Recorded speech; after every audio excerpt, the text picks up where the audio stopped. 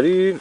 Donc aujourd'hui nous allons fabriquer donc un fameux réchaud à l'aide de cette boîte de haricots verts. Pour vous montrer à quel point c'est rapide. Excusez-moi, je n'ai qu'une main pour tenir la caméra. Ça va finir dans la poche. Hop, voilà. Donc comme je disais à l'introduction, pas besoin de grand chose pour se faire un super réchaud. Simplement donc cette boîte de conserve, couteau suisse, pof, là, voilà. Donc cette partie là, je vais essayer de poser la caméra sur cette boîte de conserve. Voilà. Bon, pas beaucoup de vent aujourd'hui, juste un temps humide de printemps. Voilà, ça a l'air de tenir, parfait. Ça sert aussi bien de casserole. Donc nous faisons simplement des trous de la sorte. Donc pour une boîte de conserve de ce type là, je fais à peu près 28 trous au niveau supérieur. Donc vous voyez, c'est tout simple, on perce, on fait le tour.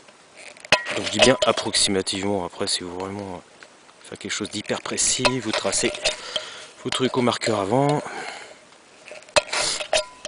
Alors ce qui est agréable en automne, c'est vraiment cette odeur de feuilles, cette odeur d'arbres et de bois mouillé. Vraiment excellent. Donc jusque là, pas de souci. Hop. Donc on fait tout simplement le tour. Et l'avantage c'est que, ayant fait le test sur toutes ces boîtes de conserve, au moins je suis sûr que les trous sont du bon diamètre. On utilise un seul outil qu'on a tout le temps sur soi. Donc vous avez besoin d'un réchaud à n'importe quel moment, à n'importe quel endroit. Il suffit de trouver une boîte de conserve ou même voir une canette. J'ai essayé avec une canette, un peu moins efficace, mais ça fonctionne malgré tout. Donc hop, j'ai tout fait le tour au niveau supérieur. Encore un ou deux, on va dire, ou un petit dernier, histoire de... Et donc en partie inférieure, hop, je vous montre ça. Hop. Alors, nous allons faire à peu près à cette hauteur là. Le mieux c'est vraiment de faire au plus proche, si vous voulez de l'alcool.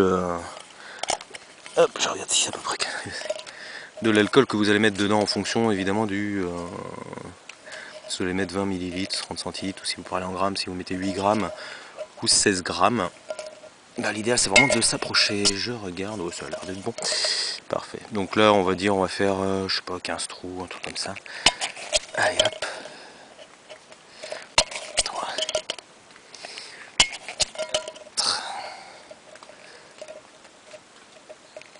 Alors vous allez voir avec ce genre de boîte, le gros avantage, c'est la stabilité. Vous posez votre casserole, votre contenant dessus, bah vous allez voir, c'est vraiment hyper stable.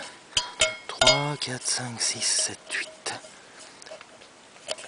8, 9, 10, 11, 12, 13. Ouais, on va faire un petit peu ailleurs.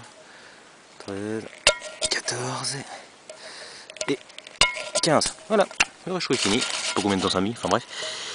Alors, hop, attendez, je vais recadrer un peu mieux la caméra. Hop, 2 secondes, voilà. Donc le réchaud fin prêt. Nous allons juste le poser à peu près efficacement. Alors voilà. Vraiment tout simple, on va pas aller boucher les trous d'arrivée d'air. Voilà. Donc, une petite bouteille pour mettre l'alcool que j'ai acheté chez je ne sais plus son nom, mince, désolé. Enfin bref, très pratique avec des petites graduations très solides. Et vraiment l'alcool ne bouge absolument pas. Ah si, Arclight, pardon. Voilà. Acheté chez Arclight, très bonne boutique, mec très sympa. Donc voilà. Alors revenons-en à nos boutons. Waouh. Ce matin. Donc voilà, casserole. Le réchaud qu'on a fait en je sais pas combien de temps, enfin très rapide. On met l'alcool. Vous en mettre 3 litres. Voilà, un petit peu. Hop, je vais pas mesurer exactement. On va remettre ça à peu près droit. Que ça ne se barre pas en sucette. Tac, voilà. Alors, pour ce qui est de la casserole, la bouteille d'eau qui va évidemment bien avec. Hop, nous remplissons ça, à peu près, je sais pas, je vais faire 5 litres, à peu près l'équivalent de 400 ml, de quoi remplir un petit bol de soupe, un truc comme ça. Hop.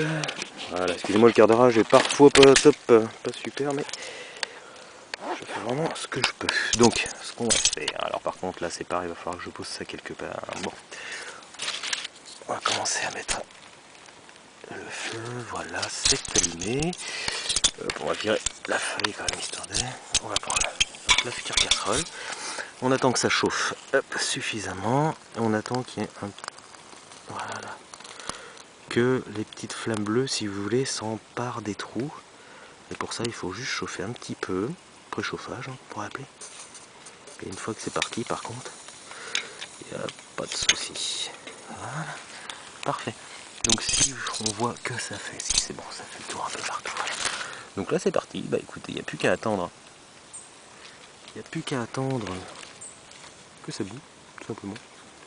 Bon, j'ai pas ramené les pâtes, hein, parce que là j'ai fait ça rapidement. Donc vous voyez qu'en fait les petites flammes bleues partent d'en bas. Donc ça fait vraiment l'entrée d'air se fait par en bas et ressort par la partie supérieure. Hein. Donc c'est vraiment un très bon système, ça fonctionne très bien. Et ça chauffe surtout très rapidement. Et c'est vraiment excellent comme système, totalement gratuit. Il y a vraiment pas beaucoup, enfin, faut vraiment pas beaucoup de temps pour le faire. On va profiter un petit peu des lieux. On entend le bruit des gouttes qui tombent des arbres, c'est excellent, les petits oiseaux. Un endroit vraiment magnifique, en plus en automne, les couleurs sont vraiment super belles avec ces fougères. Les feuilles châtaigniers. Donc on va laisser tourner un petit peu, ça permet vraiment de voir pour 400 ml combien de temps ça met. Donc voilà, ce que j'ai fait par tous les calculs et tout ça, sinon à la maison, c'est que j'ai voulu vraiment améliorer le système pour que ça aille plus vite. Et parce que bon, c'est vrai qu'il y a deux trucs complètement différents. Il y a le fait de vouloir vraiment utiliser le moins possible d'alcool à brûler pour arriver à ses fins, pour arriver à faire bouillir l'eau, ou alors vraiment à y arriver le plus vite. Et je considère pour moi que le fait d'y arriver le plus vite, c'est vraiment quelque chose d'important dans le sens où on est vraiment en situation, pas forcément comme aujourd'hui dans le sens où il n'y a pas de vent, mais quand vous avez du vent, on approche vraiment des 0 degrés, l'idéal c'est vraiment que ça aille très vite, enfin très vite, le plus vite possible on va dire. Je préfère griller à la rigueur 5 grammes de plus d'alcool, mais savoir que voilà, parce que le problème c'est que si votre très chaud devient vraiment trop froid, il mettra plus de temps en fait à chauffer quoi, et à être efficace. Donc là, 400 ml, on a bientôt fini. Donc je vous rappelle qu'une boîte de conserve de ce type là a une densité bien plus grande qu'une casserole ou que tout autre contenant, que ce soit en titane ou en aluminium. Donc là, le temps que ça met sera forcément moindre sur un contenant que vous aurez acheté. Donc là, parfait, comment ça peut pleuvoir. On a un petit peu de vent, mais on peut s'apercevoir vraiment que la flamme est quand même sort relativement rapidement. Et c'est vraiment parfait quoi. Petit système bien rapide, ça prend même pas une minute à la rigueur. On se balade en forêt, on va se chauffer une petite soupe, petite pâte, etc., un petit café, pof, on pose la canette, l'alcool à brûler, et voilà, c'est parti. On voit que c'est quasiment fini, enfin l'eau commence déjà quasiment à bouillonner quoi en fait, hein. Donc c'est vraiment ultra rapide. On va attendre la fin, quand même pour être sûr. Donc ce que je vous disais, un accessoire indispensable pour prendre une fois que c'est chaud. Et le truc qu'il va falloir que je fasse, c'est un système pour obstruer les trous qui sont en bas, qui permettra vraiment d'éteindre le réchaud avant, et une fois refroidi, d'utiliser l'alcool, quoi, enfin de récupérer l'alcool, quoi. Donc là, voilà. Donc 400 ml, un peu plus même, peut-être pas loin, surtout du 450 ml. Donc là, je sais plus exactement combien j'ai mis d'alcool, je sais plus à l'origine. J'ai mis, attendez, j'étais à 8, donc à peu près 15 ml. 15 ml, vous voyez, c'est très rapide pour chauffer. Pour chauffer 450 ml d'eau à peu près. Hein. Donc on obtient vraiment une très belle flamme. Pas de souci, vous voyez, c'est ultra rapide. Bon, malheureusement, je n'ai pas encore le système donc pour éteindre. Donc il faut vraiment faire ça, une sorte de grande bague ou de bracelet qui entoure le réchaud au niveau inférieur et qui obstrue des trous. Et à partir de ce moment-là, il s'éteindra sans problème.